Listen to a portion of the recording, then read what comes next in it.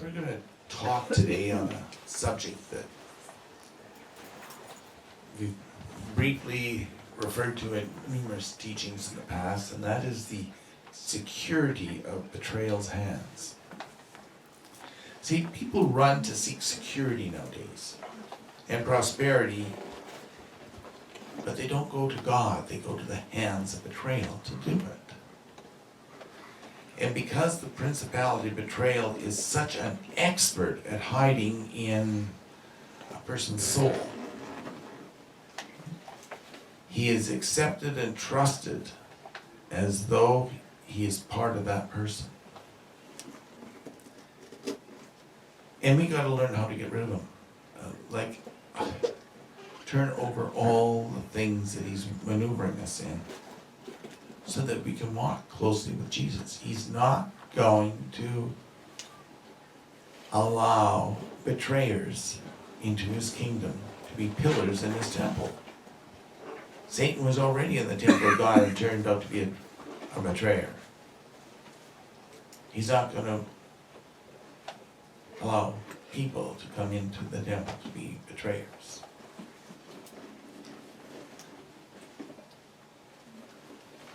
Yet, the very presence of him as part of a person, it does have a shall we say, people have put him as part of their identity without recognizing that it's the betraying spirit that they've made part of their identity. This demon can cause so much pain that he overwhelms the heart and forces a person into insanity, invisibility, morbidity, vengeance, and into betraying others. Its key to success over you is in its agent demons.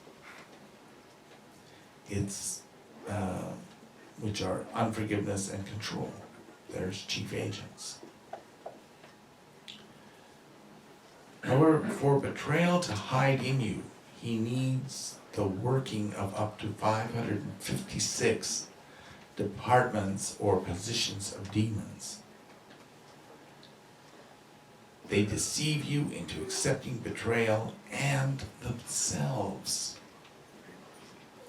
The demon agents work on you while betrayal hides and pulls strings until it's time for him to move. Now, betrayal has a 6-step program. Seems like people are lining things up into programs of 6 steps or 12 steps. What's AA? I think it's 12 steps too, yeah. But they line things up so that they don't have to rely on God. Because that's only a 1-step program. They like all these additional steps. You see. Well, the first step in his program is get the victim emotionally hurt and feeling unfairly treated or even rejected. Second, make them dwell on the hurt, the pain, and the unfairness by day, and then have dreams of revenge at night. See, doesn't allow love in. You lose contact with God because you're not talking his language anymore. Third, then use bitterness and or offense to build and maintain or have this maintenance of hurt for vendetta, revenge, vengeance to dwell. See, you make all these plans of all the evil you could do to this other person to get even, to make things fair. And it doesn't work.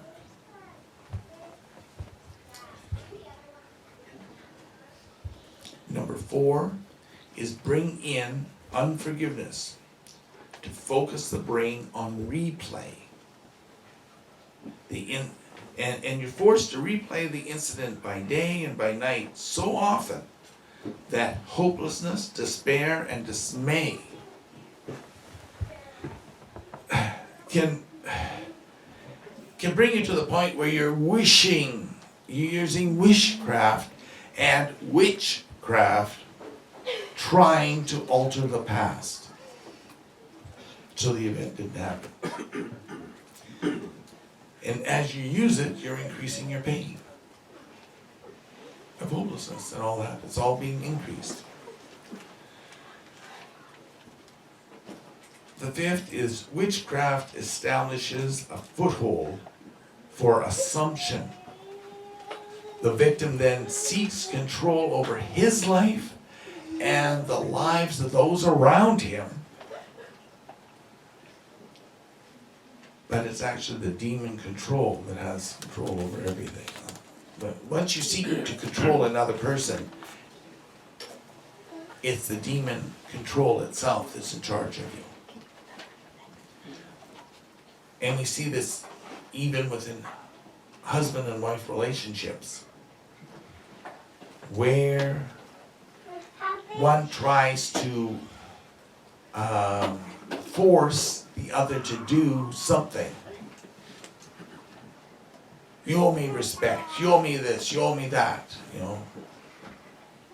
Or it's always related behind the spirit of control and betrayal. Betrayal is at the root of it. Now, the sixth step, betrayal moves in because his home is secure. Like he moves in, when he's got you into this bitterness and under this unforgiveness and control phase, he's got a secure home. You are not going to fight him unless you got God on your side and he's exposing him. He is hidden in the vortex of demons that will constantly grow until all 556 are present. Types of demonic attacks. The victim is now mentally and spiritually groomed to be the next victimizer in betrayal. And a new power is added. He gets to wear the cloak of invisibility over himself that he can't get rid of. It's a self-established cloak of invisibility. You notice how hard it is to listen to somebody that's paranoid? Paranoid is one of the signs that the spirit of betrayal is present. Okay. The more stronger that spirit is in your life, the more stronger the amount of paranoia exists. Fear of everything, just it goes.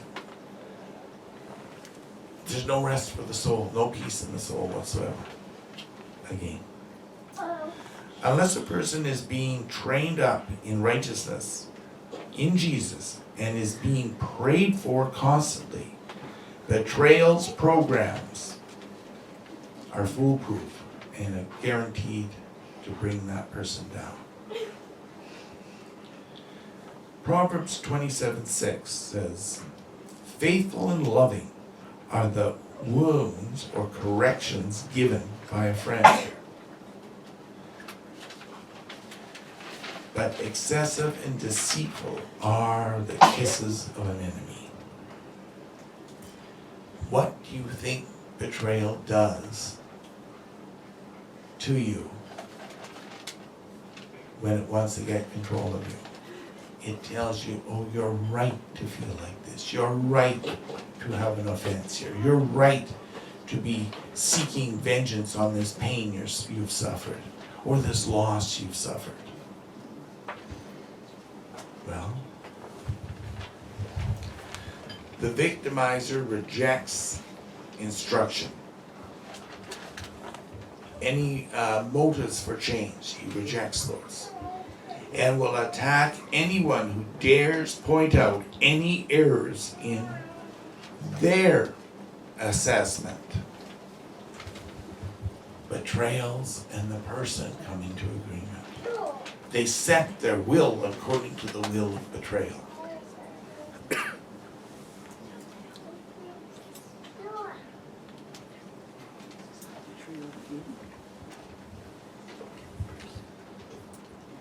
In Proverbs 27:12, a prudent man sees evil and hides himself. The naive proceed and pay the penalty. Some translations render this verse as a prudent man sees where evil hides itself and he flees it. Both these are good translations because they explain the function of betrayal and the betrayer. They do not judge right and wrong correctly. Therefore, they do not see or understand the evil that betrayal plans to involve them in. Betrayal doesn't enter you unless it knows it can hurt an anointed person of God. Okay? Unless it's there to stop somebody from walking in their anointing or to take somebody out of their anointing.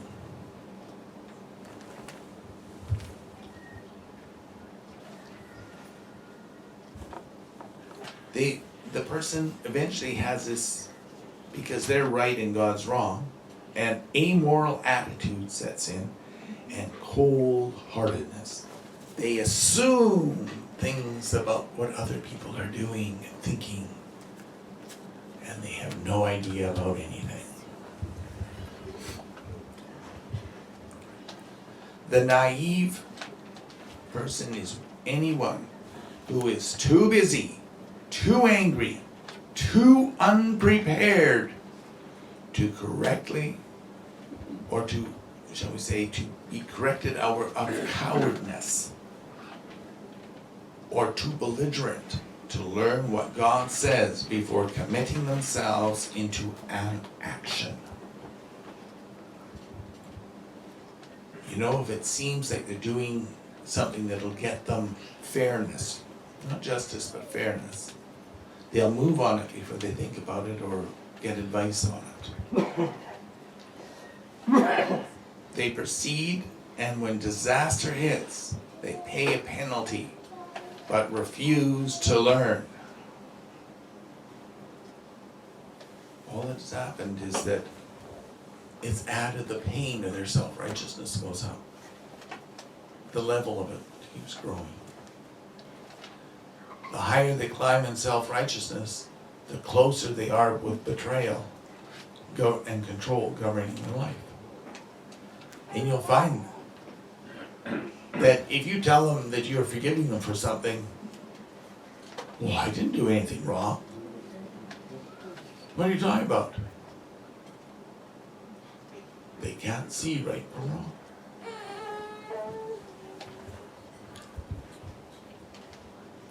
A person in the hands of betrayal is one who will flatter, make false promises, and issue false blessings, and then that in the end turn into curses. In Proverbs 27:14 it says, "He who blesses his friends with a loud voice early in the morning, it will be reckoned as a curse to him." Now some versions put that with a attention-getting voice early in the morning. It will be reckoned as a curse to him. Now, a person in betrayal's hands loves to acquire attention. They don't want love anymore, they want attention. As to how good and loving they are.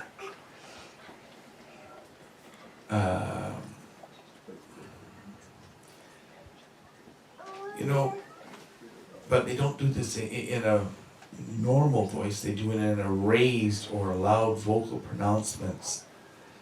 And it's only to make sure everybody pays attention to them. And we've had people here, and when they talk, they make sure that there's nobody else can hear anything else but their voice. But what they're doing is cursing when you do that. When you have to shout things out of what you're doing, then it's not love at the other end of it. Okay? Now, they sound good. You know, they may have something that sounds good when they speak. But it's not from the heart, or from God, or from His Word. They're not speaking from that source. Where are they speaking from? You see, it's taking out of their self-righteousness and their attention-getting. They are actually speaking out curses, and they may sound biblical, but they have no attachment. Same like in a lot of the spells from witchcraft, they use the Bible as the basis of issuing the spell. When Satan was tempting Jesus, what did he say? He was quoting the Word of God. But he missed the intent of what those verses were saying. Right?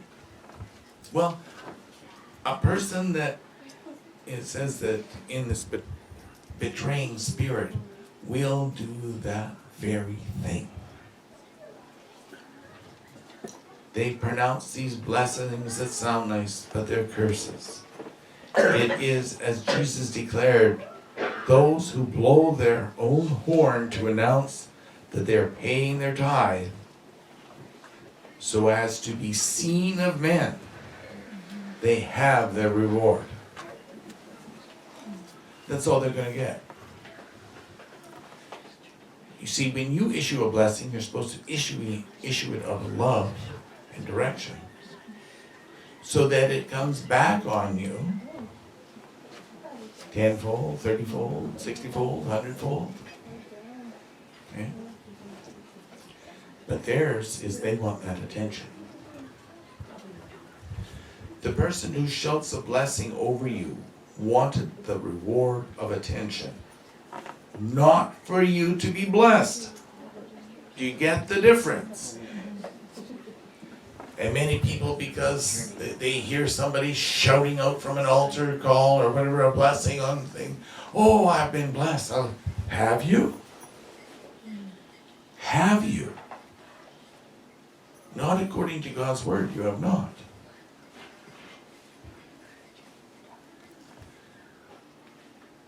They move in betrayal when they shout out their blessing and seek control over others. When you don't reject such false blessings, it falls as a curse upon you. Betrayal can cause you to be hurt by accepting these false blessings. And a lot of that is when people issue false prayers in the name of the Lord. They turn into a curse over you, not a blessing. And then, well, how come this isn't happening yet and that's not happening yet? Well, how come you've put yourself in the hand of betrayal by accepting a false blessing?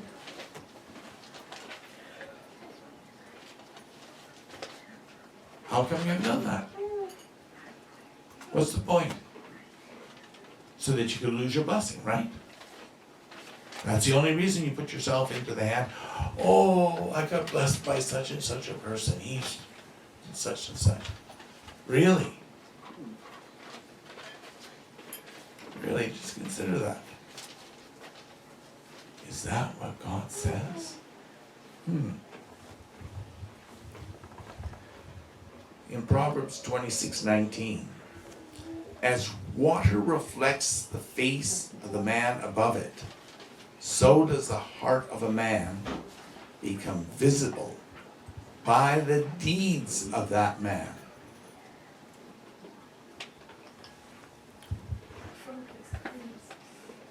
The verse opens up one very large key to exposing betrayal in a person's soul. What are his deeds? Does he walk in faith and love? Or does he walk in a conniving manner to see what he can get? You know, I've mentioned in the past of people that have come in and they'll give 10 or 15 cents into the offering and make sure they eat $15 to $20 worth of food. I said, well, I paid my tithe.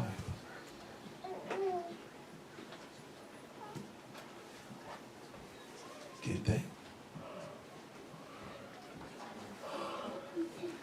What is it when you go someplace to consume the work of God? That's a sign of betrayal. You know, there's a person that came in and they'd eaten a lot and been a few times, and they were asked to help out with dishes.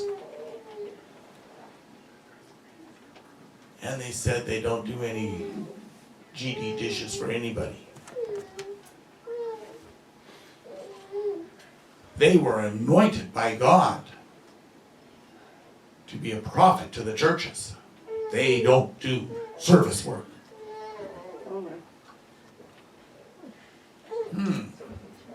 What did Jesus say? If you are to be highest, you'll serve the most. Now, did they expose themselves by their deeds? The betrayal was at the heart of what they were doing. There was no love in their soul.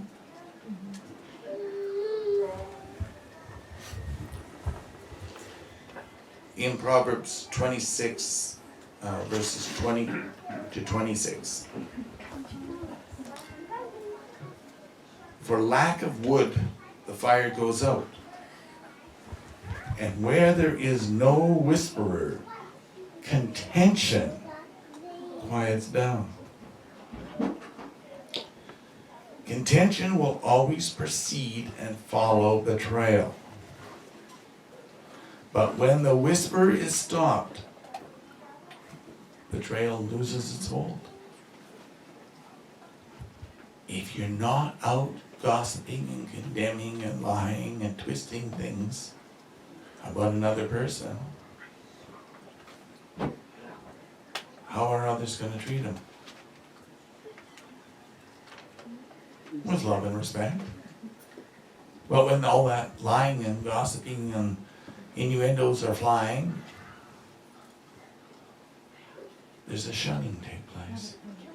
Betrayals at work.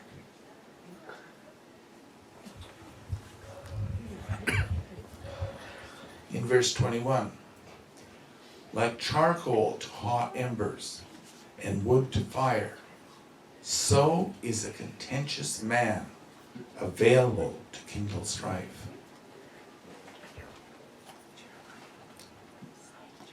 Well, where did the feud come from? You know, if there's a problem, where did the problem come from? Was it because one chose to be offended?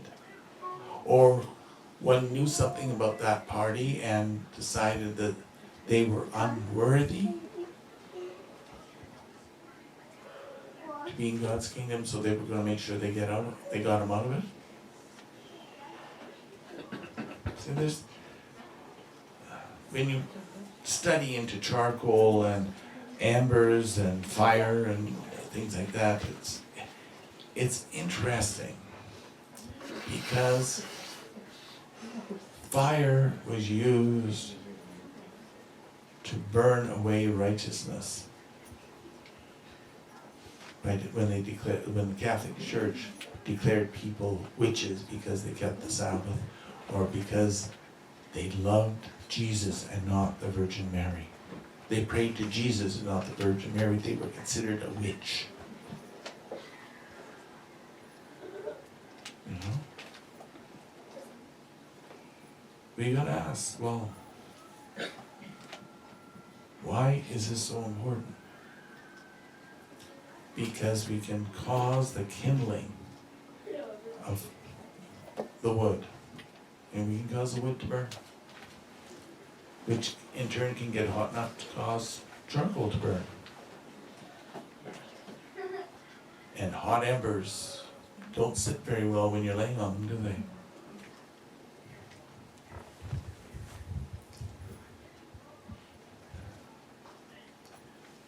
One caught in betrayal's hands does not want to release contention or strife from his desire for vengeance.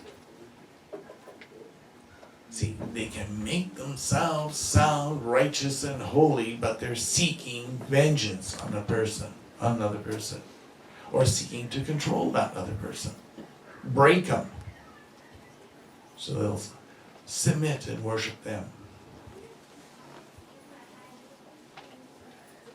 In verse 22, the words of a whisperer are like dainty morsels. They all go down into the innermost parts of the body. And that's the words of gossip and lies and innuendos are and such are addictively sweet to a betrayer and to the person willing to listen to it. I have some sweet information on you that you're going to want to pay me for.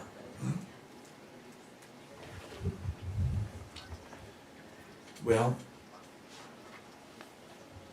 there's a love to have extraneous information that's not necessary, because then we can get attention for ourselves by repeating it.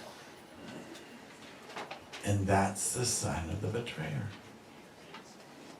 You have to repeat things. Just because you know another person's weakness or sin or addiction does not mean that it has to be repeated. You gotta secretly tell everybody to pray for this person.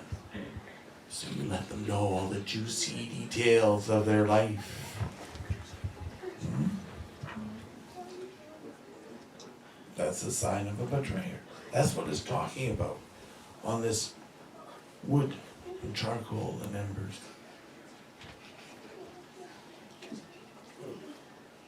And having this dainty morsel. Ooh. You know, a little juicy piece of gossip. Woo, we are rich with good news like gossip, eh? In verse 23, like an earthen vessel overlaid with silver dross are burning lips and a wicked heart. Now, a betrayer's heart is what some versions say. A wicked heart, a betrayer's heart. A person in betrayal moves in self-righteousness and will believe that the poison, curses, and labels that they spread are a righteous thing or deed that God will approve of, because they're correcting an error. Well, God says He'll correct the error. Their heart becomes so wicked that they will say and do anything to try and convince others that they are right. Lies and assumptions are also spread to make him look like a victim.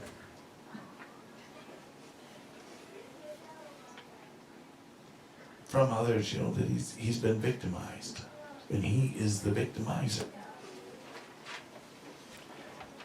And you know that the abuse and therefore this aspect of revenge are all justified because it's approved by God that he should have justice and things should be made fair.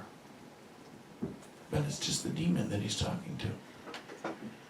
It's not God. It's not the word of God backing him up. It is just betrayal's action.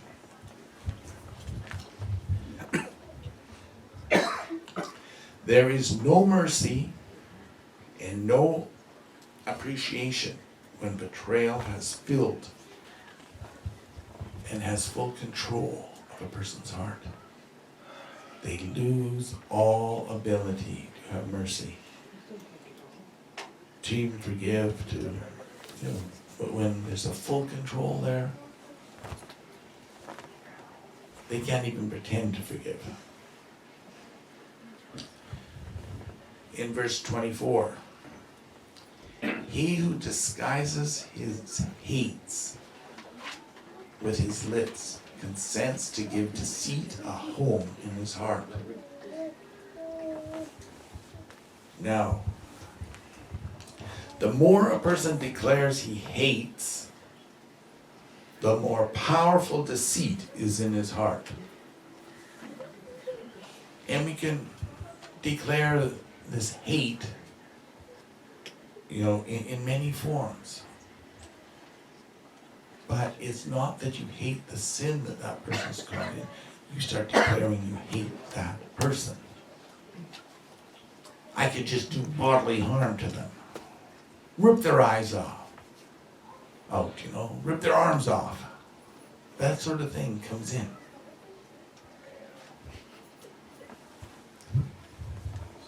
Because betrayal loves to employ deceit, and because it drives a person into such an emotional state that person will stab out at others and stab them in the back and seek to hurt all aspects of that person's life. And they think they're doing God a favor by correcting that person. Deceit sells a person a false hope, false mercy, a revenge, a false sense of security, and a fairness instead of a real justice.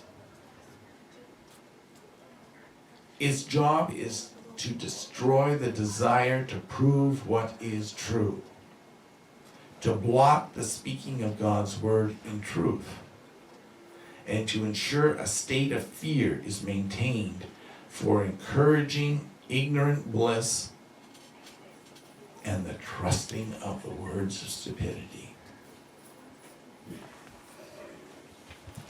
Now, they have this desire to speak what is stupid.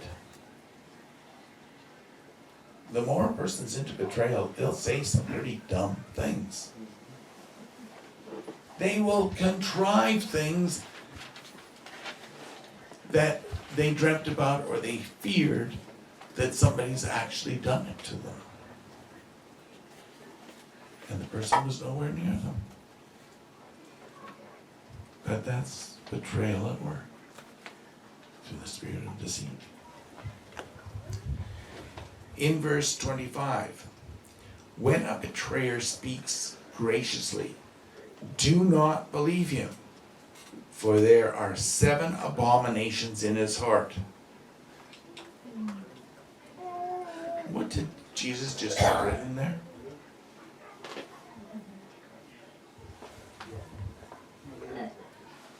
When a betrayer speaks graciously, do not believe him. Wow. And what's the one thing that everybody wants to believe when a person is speaking graciously? Oh, he must have the love of God in him instead of the love of vengeance and deceit.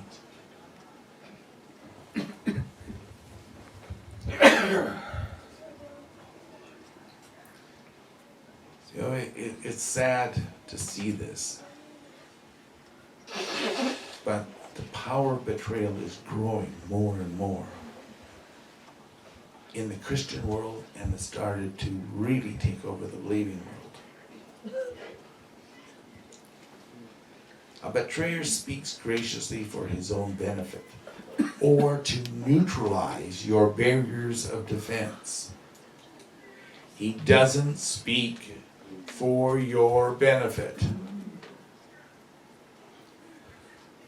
A disarmed, unsuspecting victim always bleeds best and longest. So what's he trying to do? If he's speaking graciously to you, it's so that you will become unsuspecting and disarmed. You won't use the word of God, you won't pray to get it, And we can see this happened to Joshua when the Gideons, or I think it was it, came in and said, oh, we came this long distance. But they were betraying.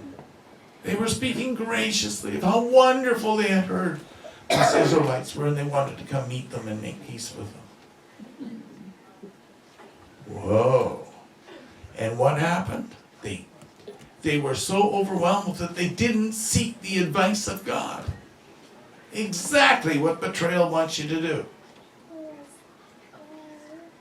And 100% of people will fall into that trap over and over and over and over and over and over and over again. Because we want to, in a world that is so crass, we want to hear nice things. We want somebody to speak nice things to us. But nice is not a good word. Find out the real meanings behind the word nice.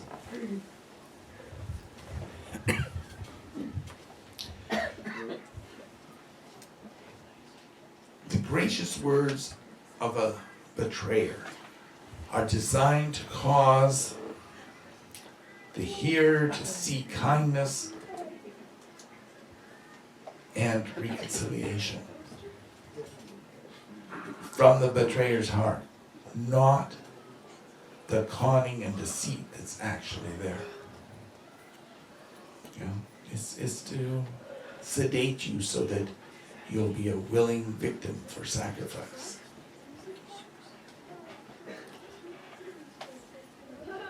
The 7 abominations in the destroyer's heart, or betrayer's heart here, are often speculated about. However, they are spelled out in the book of Ezekiel. The first one is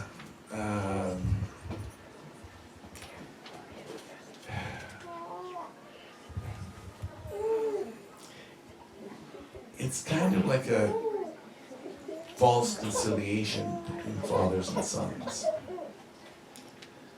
This is to do character assassination upon a person. When the person comes with a conciliatory approach, but they got an ulterior motive, they want to weaken you so they can nail you to the cross.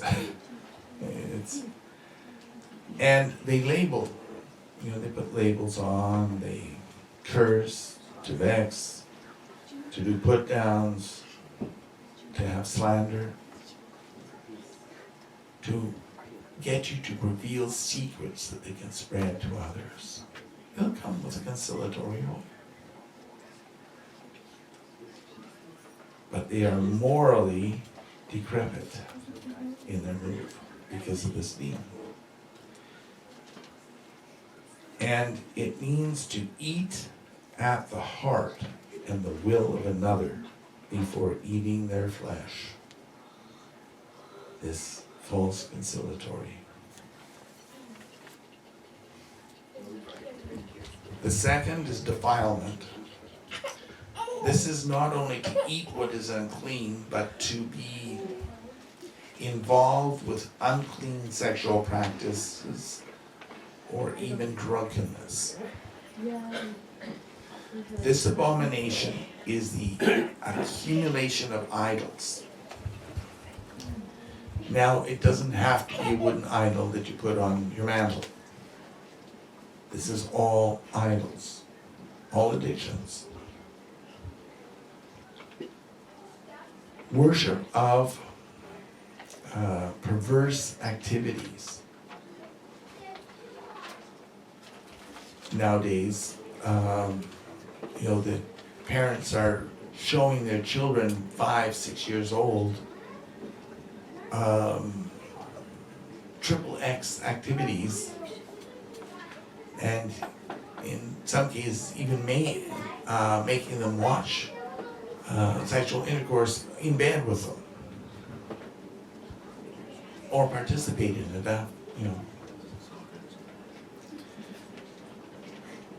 And it's referring to the use of foul and derogatory language, bragging over a mockery that has been performed, or bragging about mocking God, mocking His laws, His ordinances, and the making of declarations of loving a particular sin. That's what this defilement was all about. The second point that Ezekiel brings out. Doing of anything to make the sanctuary unclean. Remember, you're the temple of God. So anything to do with making the sanctuary unclean is part of the defilement that's in the heart of a betrayer. Non-peaceful, and to disturb others from worshiping Jesus, and they create abominations in place of it. Carrying any and all traditions of the world into the sanctuary. Any and all traditions. Going around wishing people a Merry Christmas or wishing them a Happy New Year. It's a pagan tradition. You bring it into the sanctuary, you make the sanctuary unclean. That's the heart of a betrayer. When you start turning the food that is here into a love potion, because oh, I just love it when we have this, or I just love having this. That's the heart of a betrayer. Anything that makes a defilement of the sanctuary, making it unclean.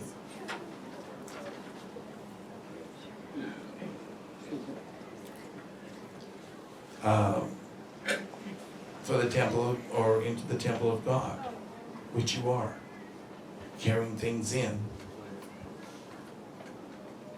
It's not supposed to be there. Or into your family's home is an abomination. Do you realize if you bring in something that God has called an abomination into your home, that your home is now unclean because of it?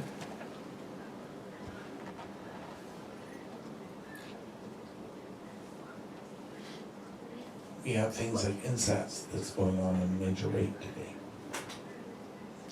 What does it do to the home? What's it do to the individual as a sanctuary or as a temple of God? It's been made all unclean.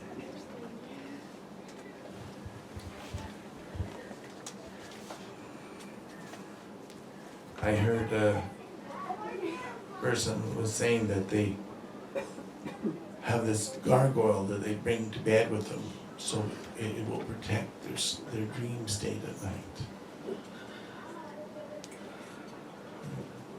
Sorry, that's an abomination to God. Sleeping with a gargoyle,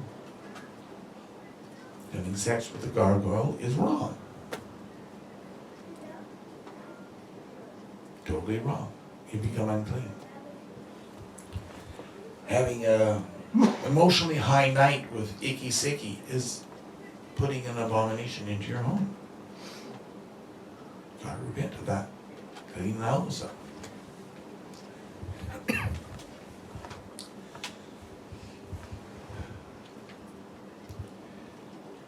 The third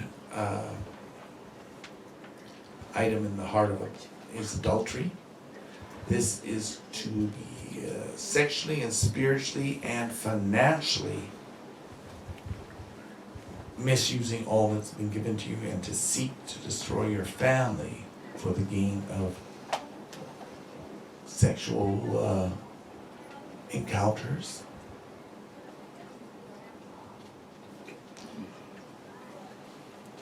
And some people believe that if they're having sex with another married person, that if they have communion at the same time, it's okay before God. I'm here to tell you it is not. That's a profane belief. It also means to be sexually or spiritually married to a demon. And there's a lot of that going on. To do demon worship, or one who advocates witchcraft.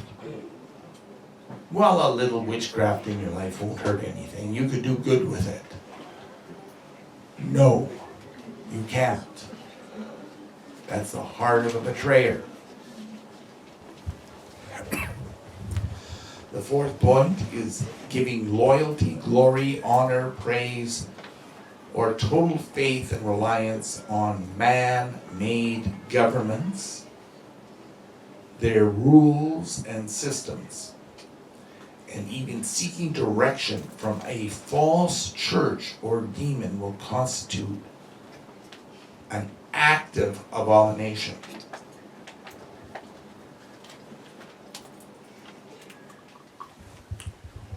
If you know that a church is deliberately disobeying God and you're going there, that's the heart of a betrayer. And you're giving glory to the demon in charge of that church. You're willing to sacrifice your life and your life energy and all the blessings of God to support that demon. Not a good sign.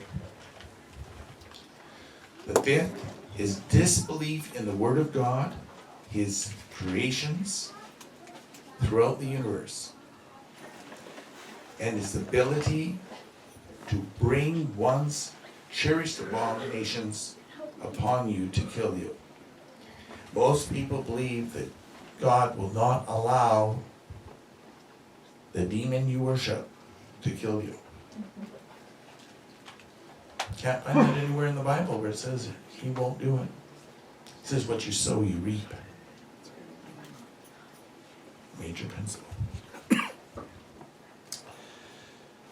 And I guess this disbelief in the Word of God can be summed up in Ezekiel 7, verse 5 to 7, with verse 5 saying, "Thus says the eternal God, a disaster, behold, it is coming."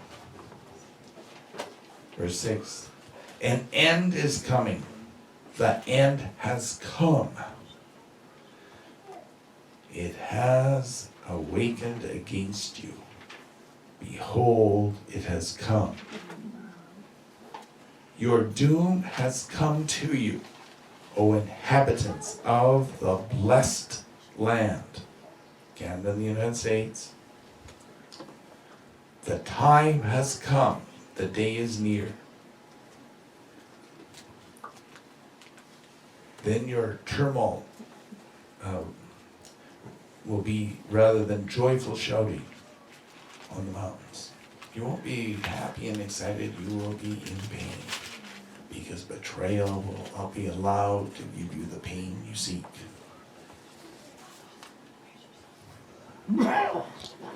Disbelief brings forth all sorts of situations for unique disasters,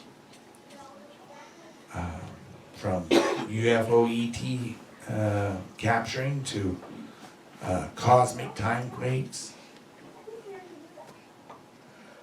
And, you know, when all your hope is stolen from you, that becomes a disaster, but it creates disbelief in your life. And if you keep encouraging disbelief to be there, all that will happen is it will continue to steal all hope from you. It has to be turned over where that you've been involved with that.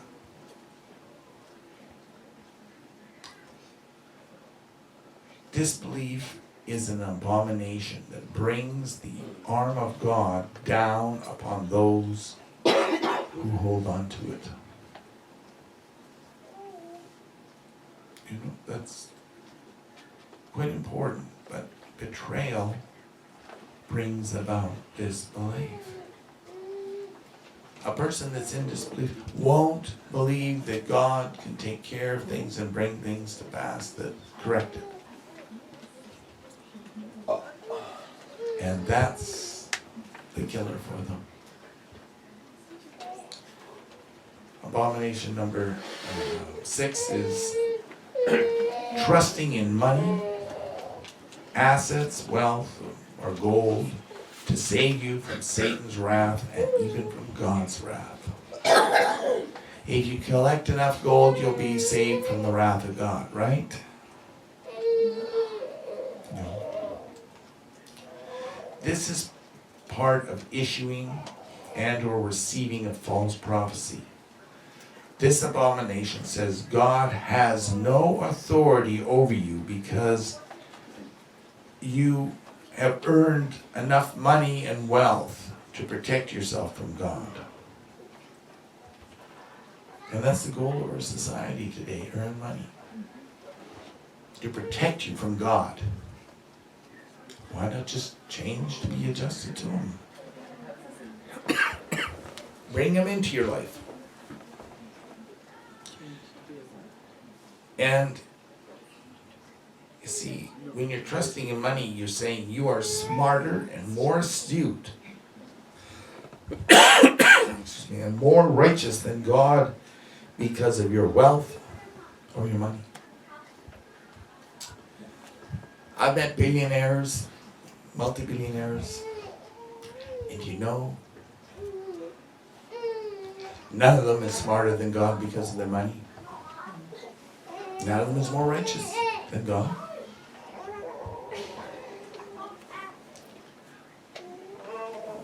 In Ezekiel 7:19 it says, they shall fling their silver into the streets, and their gold shall become an abhorrent thing. Their silver and their gold shall not be able to deliver them in the day of the wrath of the Eternal. They cannot satisfy their appetite right now for it, nor can they fill their stomachs, for their iniquity has become an occasion of stumbling. The betrayer seeks after the gold and the silver to make themselves important with wealth. It doesn't happen that way. No mercy can be shown when money, wealth, assets, silver and gold are placed above Jesus. This abomination draws intense wrath. It didn't say it draws intense blessings. Does everyone know the difference between wrath and blessings? I hope so. Now, abomination number 7. This abomination is a worship of horrors, of death advocates, abortionists, of the producing of terrors, fears, or horror-based movies, books, plays, and other types of game entertainment. And some of them are horrible entertainment that people get involved with. But being involved with these things says that you're training yourself to be an Abomination, a betrayer of God and a betrayer of yourself and your fellow man, your family. The worship and glorifying and honoring of all these evil and perversions in the schemes that Satan's and his demons have, shall we say, he has his human agents to encourage you into this abomination. But they will, your participation with them will bring forth God's wrath upon you. No exceptions. Ezekiel 7:20. And they transformed, which is another word that could be translated to, is polluted the beauty of his creation, purpose and program, everything that God had lined up for man, that was polluted into pride. And they made them images, heroes, even in some translations, of their abominations and their detestable things with it. You know, part of this is saying that the beauty of God's creation was so perverted or twisted by betrayal that everything that was touched is no longer clean before God until we bless it and make it clean and properly through the blood of Jesus. That's why you have to pray over your food and bless it. Pray over your water, bless it.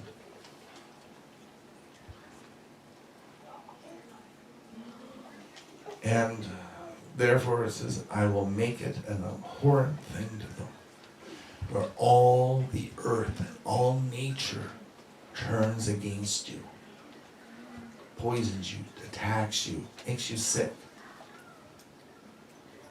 The worship of these horrors and the death and destruction, perversion, corruption, all these things that are currently the big ins of today's society. And they would not acknowledge Jesus, who created all the things for a blessing. You know, there's shows that attack you with fears.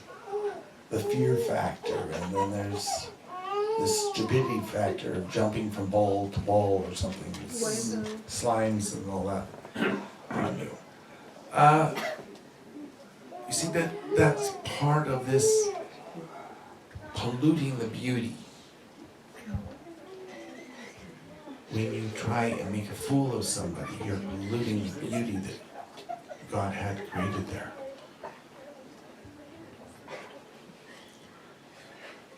And you see, when you're doing that, you will not acknowledge Jesus, who created all things for a blessing, and a provision, and a source for knowledge of his presence. Because if you look, you can still see the glory of God put into everything he built, he created. Therefore, Jesus declares that all that they have polluted and perverted and abused will come down upon them in vengeance. His vengeance will be upon them. When one has submitted long enough and deep enough into betrayal's hands, one will stop at nothing to betray, to corrupt, and to destroy all the works of Jesus. All these abominations become visible and present in a person's life. You can see the deeds of them doing it step by step by step by step. Well, before it goes too far, it's time to lay this stuff down and get clear of it and get ready for the Passover, where Jesus said, this power of betrayal, these hands that you're so secure in, can be broken off. And that's what we need to do. Let's get ready to celebrate the sacrifice of Jesus by participating in his Last Supper appropriately.